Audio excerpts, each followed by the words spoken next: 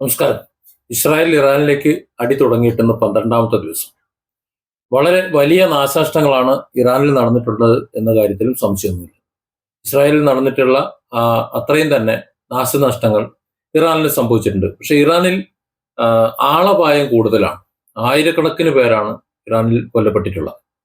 അതിൽ ഇസ്രായേൽ കണ്ണുപൂട്ടി അടിച്ചിട്ടുള്ള ചില അടികൾ അറിയാലോ. ഒരു പെൺകുട്ടികളുടെ ഒരു സ്കൂളിൽ ബോംബ് വീണിട്ട് അവിടെയുള്ള കുട്ടികളൊക്കെ 200-200ഓളം കുട്ടികൾ കൊല്ലപ്പെട്ടിട്ടുണ്ട്. അതായത് ഭീകരമായ തേർവാഴ്ചയാണ് ഇസ്രായേൽ നടത്തിയത്. എന്നാൽ ഇറാന് തുടക്കത്തിൽ അങ്ങനെ അടിച്ചിരുന്നില്ല. ഇത് എങ്ങനെയെങ്കിലും അവസാനിക്കണം. കാരണം ഇറാന്റെ ഒരു പോളിസി എന്ന് പറഞ്ഞാൽ തുടങ്ങാൻ അങ്ങനെ തുടങ്ങൂല, പക്ഷെ തുടങ്ങി വെച്ച് ഇറക്കി കഴിഞ്ഞാൽ പിന്നെ തീർത്തിട്ടേ നിർത്തൂ എന്നതാണ് അവരുടെ പോളിസി. ആ പോളിസി പലതവണ അമേരിക്കയോടും ഇസ്രായേലിനോട് പറഞ്ഞ് കാത്തു നിൽക്കുക.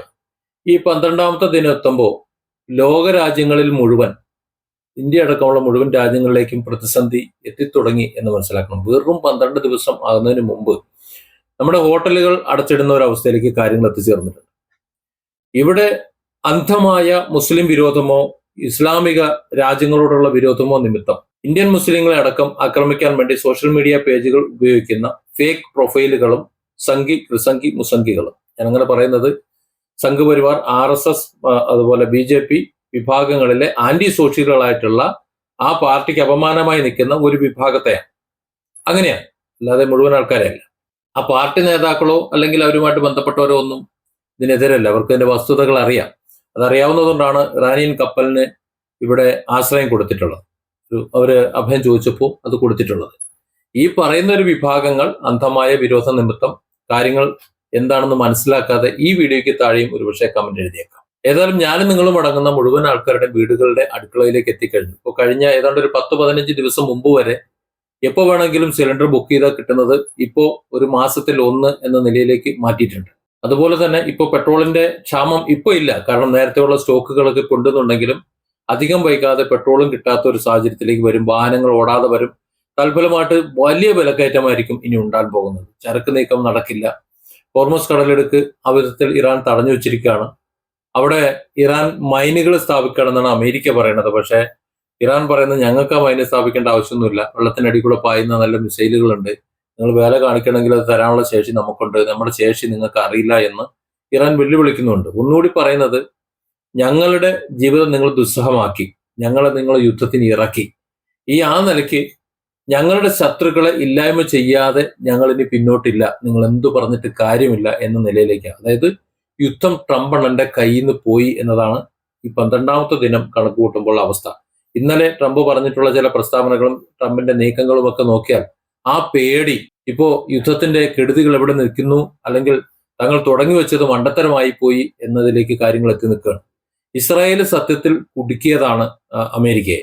അമേരിക്കന്റെ ഉദ്ദേശം ഇസ്രായേലിനെ വെച്ചുകൊണ്ട് ഇറാനെ തീർക്കുക, അതോടൊപ്പം ഇന്ത്യയെ തീർക്കുക എന്നുള്ളതായിരുന്നു. ഒരു അവസരം കിട്ടിയപ്പോൾ ട്രംപ് ചാടി വീണതാണ്. ഇത്രയും വലിയ ഒരു ഗുരുതരമായിട്ടുള്ള ഒരു ഭീകര ഒരു അന്തരീക്ഷം അവർ പ്രതീക്ഷിച്ചില്ല. കാര്യം ഇറാന്റെ ശക്തി അവർ കുറച്ച് കണ്ടു.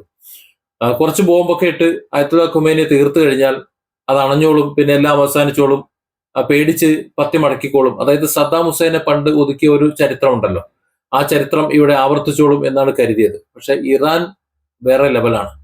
അവരുടെ ആയുധങ്ങൾ എത്രത്തോളം ഉണ്ടെന്ന് ഇവർക്ക് മനസ്സിലായിട്ടില്ല. കാരണം ഇറാൻ ഇറാഖ് യുദ്ധം അറിയാമല്ലോ, നമ്മുടെയൊക്കെ ചെറുപ്പത്തിൽ എത്രയോ കാലം കിടന്ന് അടിച്ചതാ. ആ ഇറാൻ ഇറാഖ് യുദ്ധത്തിൽ അമ്മാതിരി അടിയടിച്ചപ്പോ എത്ര വർഷം അടിച്ചാലും തീരാത്ത വിധത്തിലുള്ള ആയുധങ്ങൾ കൂട്ടിവെക്കേണ്ട ഒരു അവസ്ഥ തങ്ങൾക്കുണ്ട് എന്ന് ഇറാൻ മനസ്സിലാക്കിയതാ.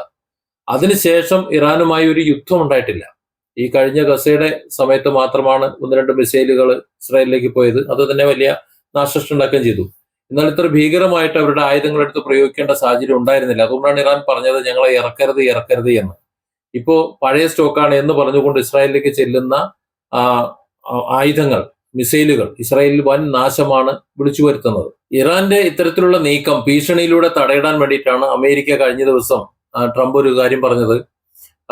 ഞങ്ങൾ ഇതുവരെ നിങ്ങൾക്ക് കിട്ടിയിട്ടുള്ളതിനേക്കാൾ വളരെ ശക്തമായ തിരിച്ചടിയാണ് തരാൻ പോണത്.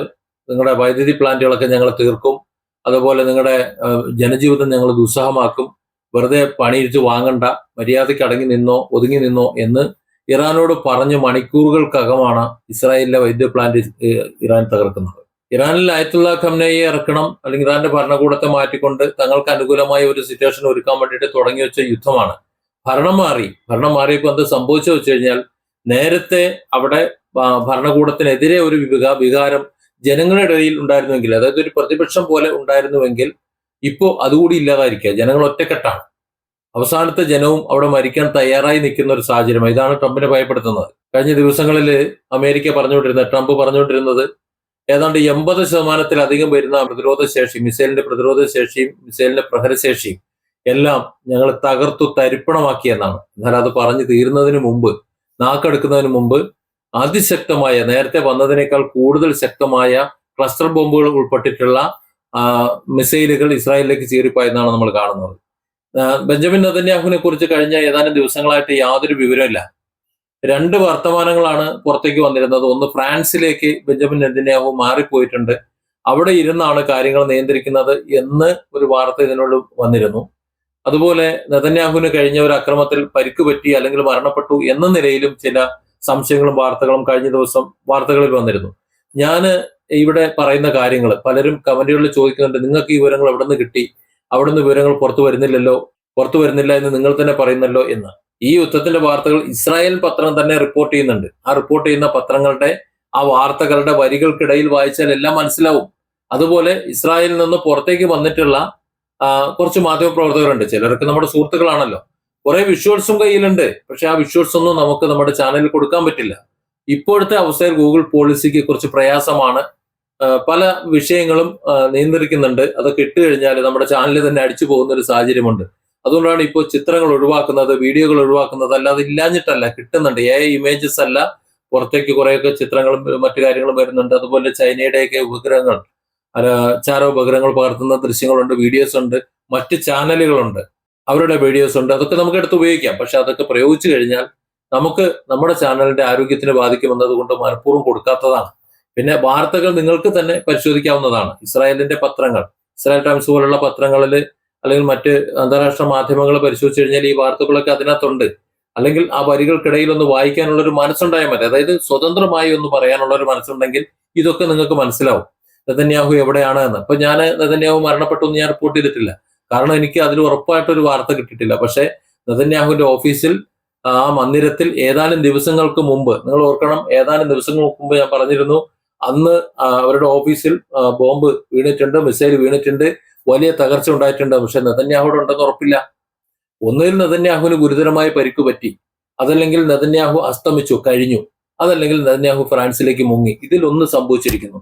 കഴിഞ്ഞ കുറച്ച് ദിവസങ്ങളായി ബെഞ്ചമിൻ നെതന്യാഹുവിന്റെ യാതൊരു വിധത്തിലുള്ള മുഖവും എവിടെയും കാണുന്നില്ല എന്ന് ചിന്തിച്ചാൽ മതി. അത്രയും തന്നെ ചിന്തിച്ചാൽ മതിയല്ലോ. വരികൾക്കിടയിലുള്ള വായനയും ആ വാർത്തകളും കൂടി ചിന്തിച്ചു കഴിഞ്ഞാൽ കാര്യങ്ങൾ മനസ്സിലാവും. ഏതായാലും ഇസ്രായേൽ ജനതയും ഇസ്രായേൽ പട്ടാളവും ഇസ്രായേൽ ഭരണകൂടവും എല്ലാം വളരെ ആശങ്കയിലാണ്. ഭരണകൂടത്തിന്റെ ആശങ്കയാണ് ഇറാനിലേക്കുള്ള ആക്രമണം ഒന്നുകൂടി വർദ്ധിപ്പിച്ചേക്കുന്നത്. കാരണം അവിടെ ഇപ്പോ ഇറാനിലേക്ക് ബോംബ് വർഷിക്കുന്നത്, മിസൈലുകൾ വർഷിക്കുന്നത് ഇറാനിലെ ജനവാസ കേന്ദ്രങ്ങളിലാണ്. അല്ലാതെ അവരുടെ തന്ത്രപ്രധാനമായ കേന്ദ്രങ്ങളിലോ ഭരണസ്ഥിരാ കേന്ദ്രങ്ങളിലോ മിസൈൽ കേന്ദ്രങ്ങളിലോ ഒന്നുമല്ല, അവരുടെ സൈനിക താവളങ്ങളിലോ ഒന്നുമല്ല, ജനവാസ കേന്ദ്രങ്ങളിലേക്കാണ് ഇപ്പോൾ ആക്രമിക്കുന്നത്. അതിന്റെ കാരണം എന്താണ്? ഇറാനിൽ ജനതയെ കൊന്നൊടുക്കുന്നത് ഒരിക്കലും ഇറാൻ ഭരണകൂടം താല്പര്യപ്പെടില്ല. അതുകൊണ്ട് യുദ്ധം നിർത്തണം. ഇറാന്റെ നിലപാടാകട്ടെ, ഞങ്ങള് യുദ്ധത്തിലേക്ക് പിടിച്ചിറക്കിയത് നിങ്ങളാണ്, അതുകൊണ്ട് നിങ്ങൾ തുടങ്ങി വെച്ച ഈ യുദ്ധം എങ്ങനെ അവസാനിപ്പിക്കണമെന്ന് ഞങ്ങൾ തീരുമാനിക്കുമെന്നാ പറഞ്ഞേ. ആ നിലയിൽ പറഞ്ഞതുകൊണ്ട് തന്നെ ഇനിയിപ്പോ പിടിച്ചു കിട്ടാൻ വേറെ മാർഗമില്ല. അതുകൊണ്ട് സകലം നശിപ്പിക്കാൻ വേണ്ടിയിട്ടുള്ള, ജനങ്ങളെ മുഴുവൻ നശിപ്പിക്കാൻ വേണ്ടിയിട്ടുള്ള ലക്ഷ്യമില്ലാത്ത റോക്കറ്റ് നിക്ഷേപമാണ് ഇപ്പോൾ ഇസ്രായേൽ നടത്തിക്കൊണ്ടിരിക്കുന്നത്.